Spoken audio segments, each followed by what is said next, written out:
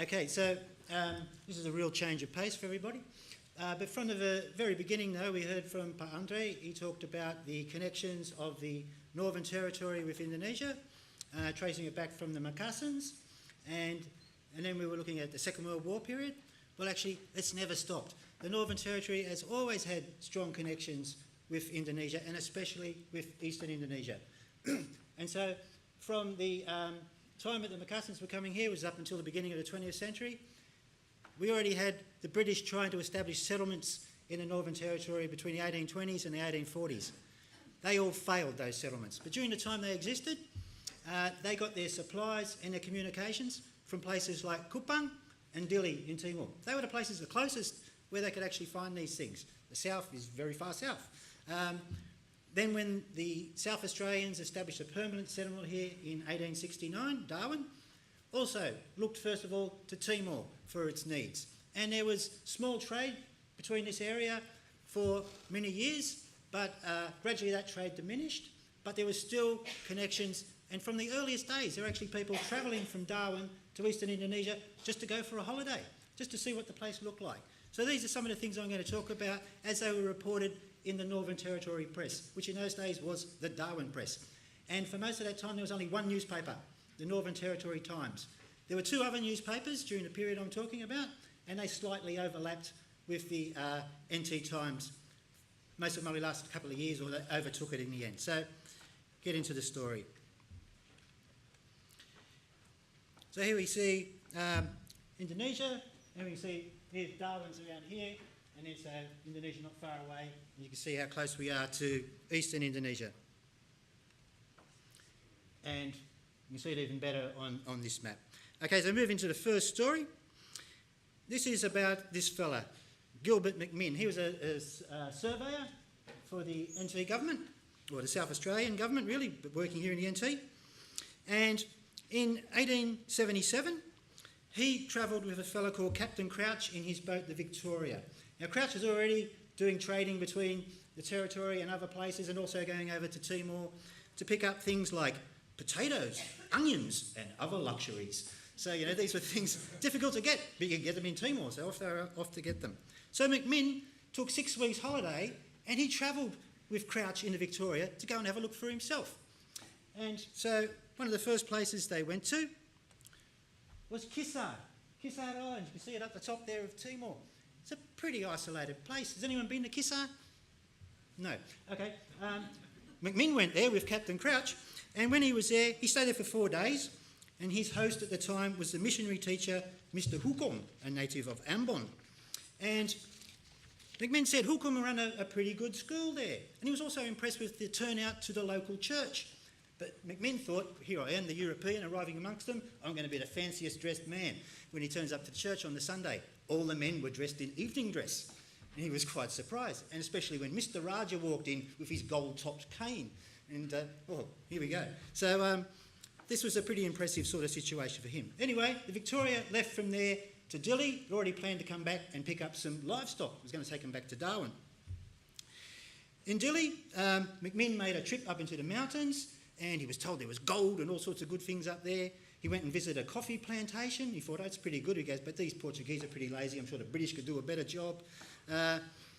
Anyway, back they go to Kissar to pick up all this livestock.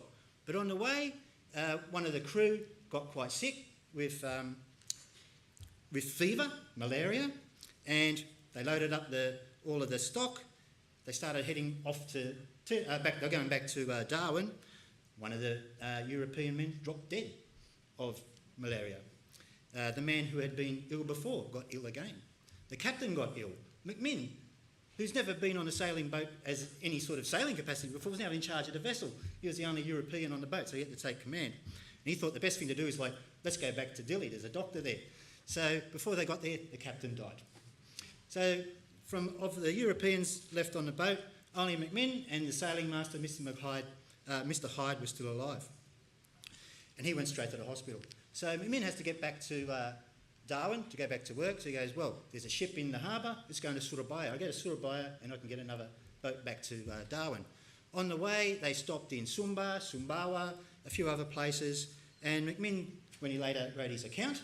And he said, like, all those places I visit, they all seem to be built as much in the mud as possible. I think the Dutch have done it to remind themselves of home. So anyway, he eventually gets back to Darwin from Surabaya. Oh, sorry, should have stayed on that slide. Now, here's another story about a fellow. He also goes to Kisar, popular spot. January 1880. This is a fellow called Charles Kirkland, and he travelled with Jimmy Dunscombe in the Prospect, and they were going to search for a cargo of onions, potatoes and ponies. And their first stop, again, Kisar. When they got to Kisar, the captain recognised this fellow, William Hyde, who I mentioned before. You know, what's he doing here? You were last seen on the Victoria, but the Victoria had actually disappeared. It had never been seen again after that time that McMinn left it in Dili. And it turned out what happened was Hyde, as the last European on the boat, decided to sail it out of the harbour, pretend that he was the captain and sell it, which is what he did. He sailed it to Makassar, sold the boat there, then he went back to Kisar, married a local girl and was just living there and having the time of his life. So, but he couldn't deny it because this bloke recognised him. Along the way, the Prospect, which was the boat, had also taken a local passenger from Darwin. Someone who's thought, I'd like to go for a bit of a cruise. His name was Roy Ryan. He was a miner. Apparently, he'd been on the grog for about 3 weeks before they left. And the whole idea was he was going to try to get back to normal by going on this bit of a cruise. To help him get back to normal, they loaded a cask of rum on the boat for him, to help him tape off, it was said. While they were sailing between Dili and Kisar, Roy Ryan fell off and drowned. That was the end of Roy Ryan. Meanwhile, they got back to Kisar, they load up with ponies, and Dunscombe, the captain, said to Kirkland, look, I'm just going over to Darwin, I'll drop off these ponies, we'll come back and we'll do some more trading. He said, right, I'll just stop here. 6 months later, he finally turns up again. He got caught in Darwin. So here was Kirkland stuck on the island for 6 months. He finally managed to get onto a boat that was going to Makassar. From there, he got one that was going to Singapore. From Singapore, he got a boat that was going to Williamstown in Victoria. And then he finally ended up back in Darwin. Okay, now these Timor ponies. These were really popular in Darwin. So people were bringing them over, and but some people in Darwin felt like they were an intolerable nuisance. They're running around the streets. People weren't looking after them. They're making a frightful noise, it was said. And they said they had to be controlled for the sake of common decency. What were these naughty ponies doing? I think I can imagine what they were doing, but people were still going over there to bring more ponies. And so in 1881, Captain Lamont took his boat, the Activity, over to Timor and the adjacent islands. And he wanted to get a cargo of ponies, oranges and fowls. And he took with him also a passenger who was just going there for the sake of his health. And that all seemed to go okay. Then in 1884, there was another boat, the Ellerton, under Captain Miller, making his initial trip to try and do some trade in the nearby islands. And he took with him 4 passengers. And they also thought, oh, this was a really good holiday. But couldn't get any ponies then because they were too expensive, apparently, according to that Captain Miller. So it seems that others, though, were still doing a good trade in ponies. There was a pair of brothers, the Millers. They actually had their boat, the Undine, fixed up especially to carry ponies, had stalls installed in it. And they went over to Rote Island, they got ponies there. They went over to Sumba, got more ponies there. And they ended up bringing back several ponies and tons of fodder and dropped them off, not in Darwin, they actually ended up taking them all the way to Melbourne. They were selling them down there. When they were in Sumba, though, they had an interesting experience. A boat had come from Mauritius, and it was also buying ponies. But they landed in a very isolated port, and they didn't pay for their ponies in the normal way. They paid for them with guns and ammunition, and the Dutch didn't like that. So they went chasing them in a bark, in a gunboat, trying to catch them, but they got away. Apparently it was happening all the time. So that was an interesting thing about the pony trade. Okay, Maluku. So now we're going into the relatively remote part of Indonesia. In 1887, the Ellerton, which had belonged to Captain Miller, I talked about, apparently he was disappointed with his trading ventures, so he sold the boat, and now under Captain Leach, it left in December 1886, for Ambon. What was he going to get from there? Ponies? No. Spices. Spices is what you get in Ambon, isn't it? No. He was taking something there. Something really amazed me. A circus. So there's been a circus travelling around through the bush, and it had been in Darwin for a while, and then they chartered the Ellerton to take them to Ambon. Before they got there, they got to Faram Island. So Faram's a big island up here, above Ambon. And they'd run out of fodder because they had horses, performing horses on the boat. So they're just about to get off the boat and cut some grass when a boat was sent out with a message from the local Raja. So you can't do anything here unless I give you permission, was the message. And they said, okay, we invite the Raja for breakfast tomorrow morning. So the next morning the Raja comes on out in a big canoe. He's dressed very regally with his gold top cane. And he was very impressed with the breakfast and everything. He thought, oh, this is great. So he invited the captain, Woodyear, the man who owned the circus. Yeah, come out to my village tomorrow, I'll show you around. So they come there, and while they were there, he sent his men out, go and cut them some grass for their horses. So they were pretty happy with this. So Woodyear, who owned the circus, flicks his fingers, gets his acrobats out and says, put on a show. So these acrobats are doing tumbling and whatever. All the women and children are crowded around. And they go, oh, ah! And apparently the Raja's there going, oh my God, oh! He's pretty amazed by what these people were doing. They'd never seen a circus before. So then they head off to Ambon. And they operated there for quite a while. Apparently they were the first circus that had ever been seen there. So that was pretty impressive for the people there. Then they leave Ambon. And where do they go? From this remote place to the Banda Islands. Even more remote. Who's been to the Bandas? Few people? Yeah. Beautiful part of the world. Anyway, they get to the Banda Islands. Huge storm comes in, blows down their tent, knocks over 200 nutmeg trees in the local plantation. They manage to put the tent up again, and they perform there for another week, and they just knock everybody out. They're really amazed. Captain Leach leaves there in March 1887, and he comes back to Darwin. And he tells the people, it's the best voyage I've ever done in my life. So he really enjoyed it. So there we go for that trip to Maluku. Okay, now I'm going to talk about another fella, Captain John Strachan. Some people says his name rhymes with prawn, John Strawn, but he reckons his name matches with Strong, John Strong. Anyway, he was travelling around this area for about 2 decades and often passing through Darwin.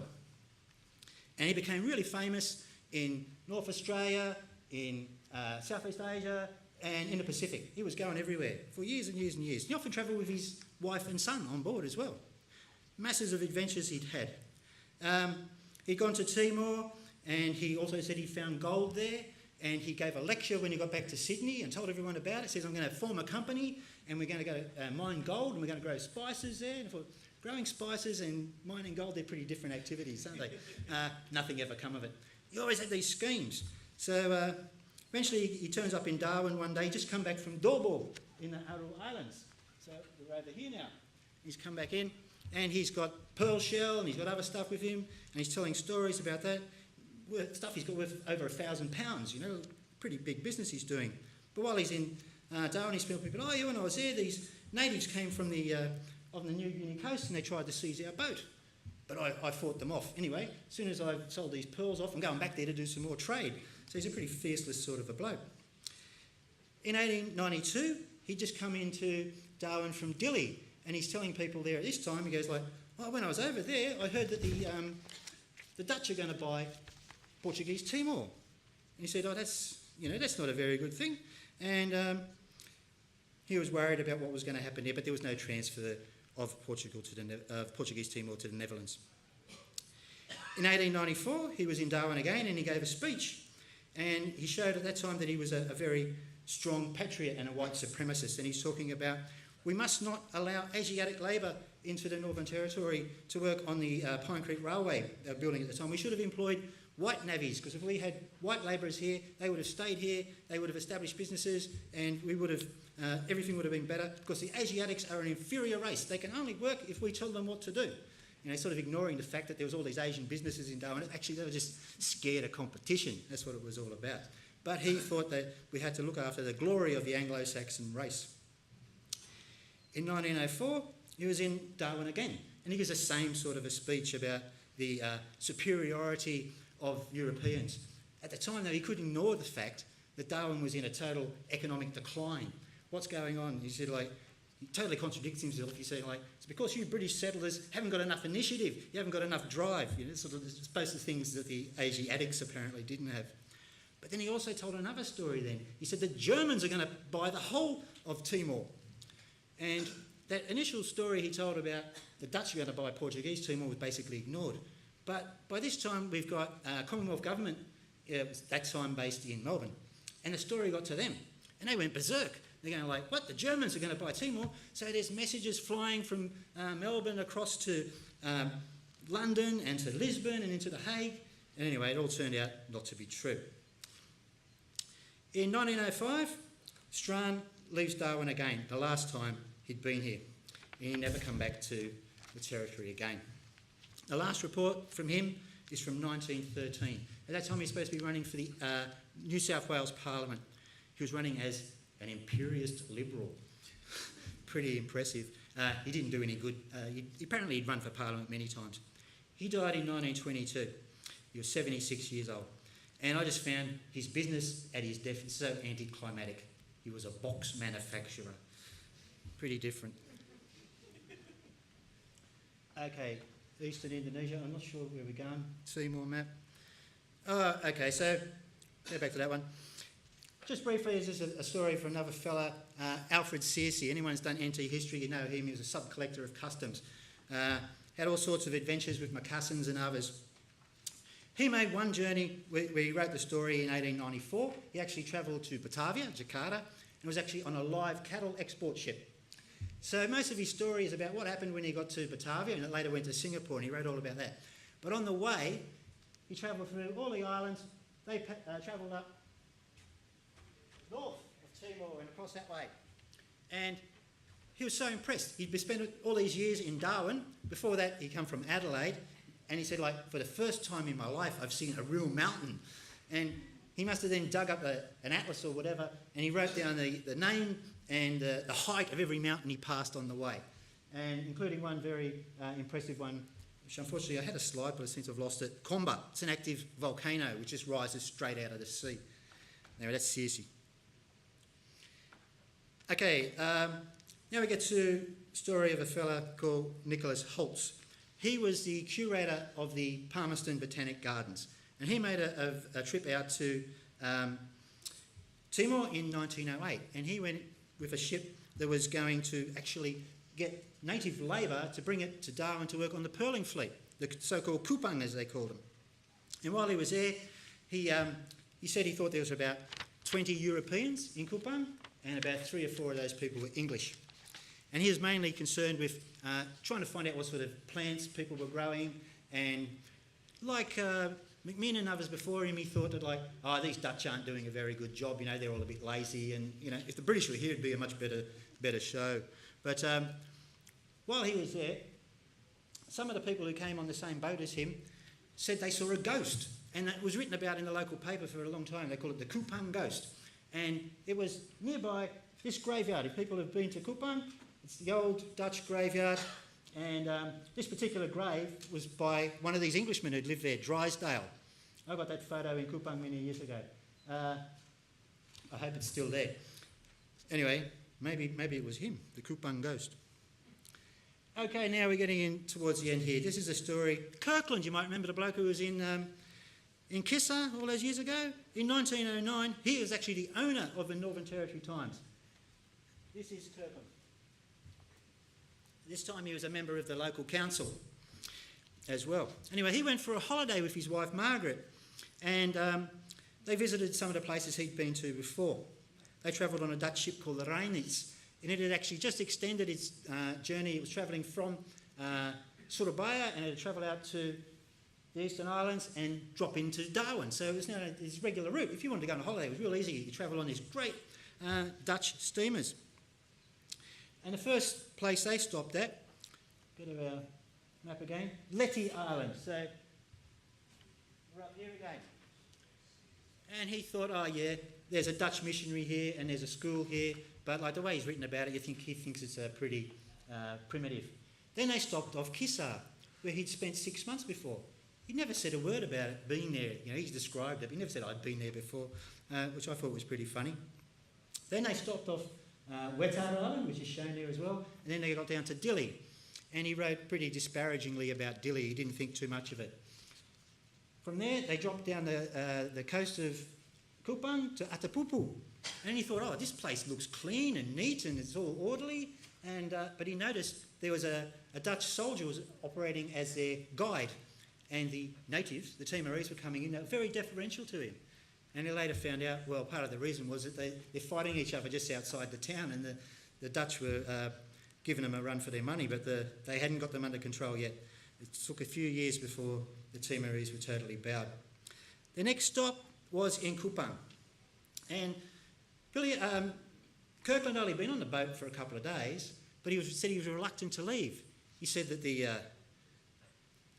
cabins were comfortable, the Dutch crew were very amenable, the food was wonderful, especially the curries and the coffee. The only trouble is you can't get a good cup of tea. So anyway, he had to get off the boat in Kupang, and he thought that was a quaint old town. He said it was spotlessly clean, and there's lots of solid and handsome buildings there. And he said, there was no vehicular traffic, but that didn't matter because, main beasts of burden in this town were just small ponies and native women. They did all the lugging of stuff around. When he was there, he described a number of individuals, and one of them was this fellow on the right, on the left, sorry. He described him in his newspaper story only as Mr. P-T, and he said he was a shipping agent who looked after and organised his trip. And he said, nice things about him, but then he said to say anything more particular might be distasteful and be dragging into disrepute and giving unwelcome publicity to a gentleman who had enacted the part of a most kind and attentive host and guide. Now, what does that mean? I was reading that story again, like, what was wrong with this bloke? Was he an alcoholic or an opium addict, or what was he doing?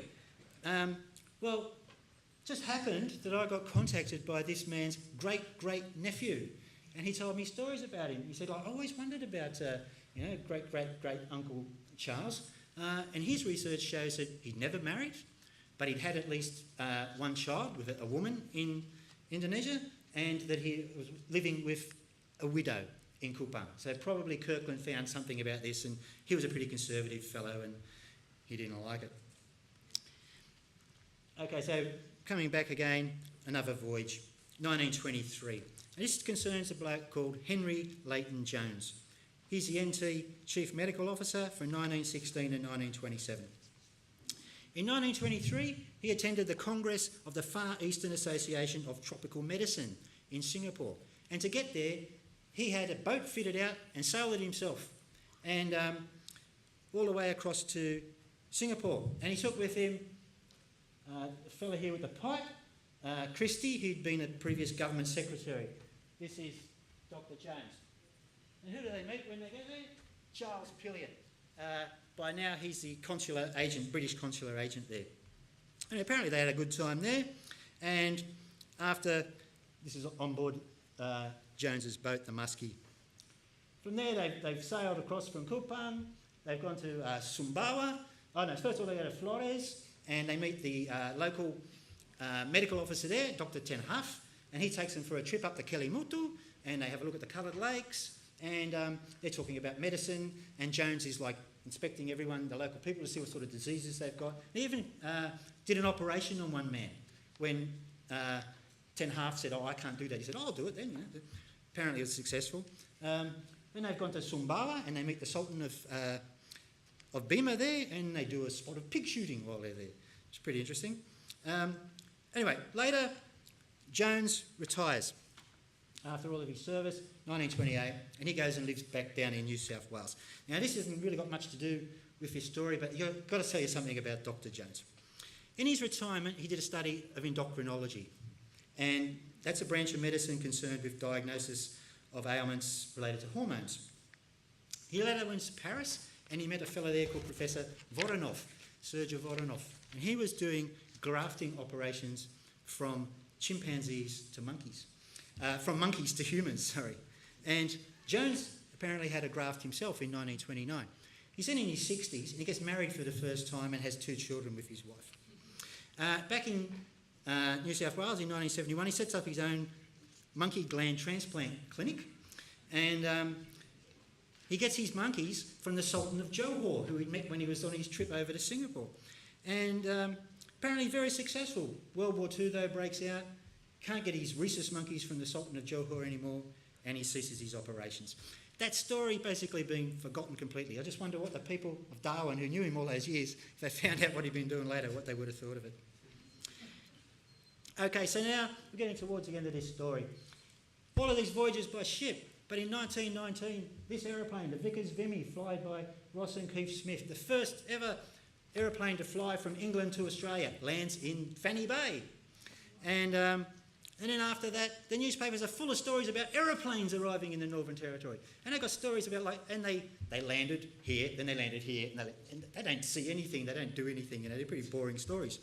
But in the meantime, shipping is still the main way that people and goods actually get to Darwin. So there's one last story really of a great travel story which was put in the NT Press. And that dates from 1971. There was 2 fellows, Roy Malley and D. McPherson. They had a diesel-powered boat, the Jiwasungi, and it left Singapore and it stopped at Bangka and at Batavia and Madura before it fell into the islands of eastern Indonesia at Bali. And then, so, let's go to, whoops, no, haven't got an eastern Indonesia map. And then we'll go there. They ended up in Dili and they get really good treatment there from the people. But when they left Dili, 19 Portuguese political prisoners come out in a boat and actually get on board and they take control. And they say, take us to Alor. So they want to go across to the Dutch part of the islands there and escape. But then a Dutch steamer comes by and go, what's going on here? They had the distress flag up and they come and they take all the prisoners off. So then they go, right, now let's get the last leg of the journey, and they come back to Darwin. They arrive back in March 1932. And throughout all that time, these 2 fellows were assessing the possibilities of trade. And they thought, like, when we get back to Sydney and we'll tell them how great it is, everyone's going to come up here and do trade. We're going to come back here and buy a trading boat. They never come back. World War II breaks out, and that's the end of the story. And then following that, the Pacific War outbreak in 1941, there's no further pleasure voyaging or trade voyaging throughout the entire war period. And really up until the conclusion of the Independence Revolution in 1949. Trading and pleasure cruising then resumed, but all the stories that come after that was basically a different world. They're reporting from a totally different era. The colonial period stopped, everything was different. And that's my end of my story. Thank you.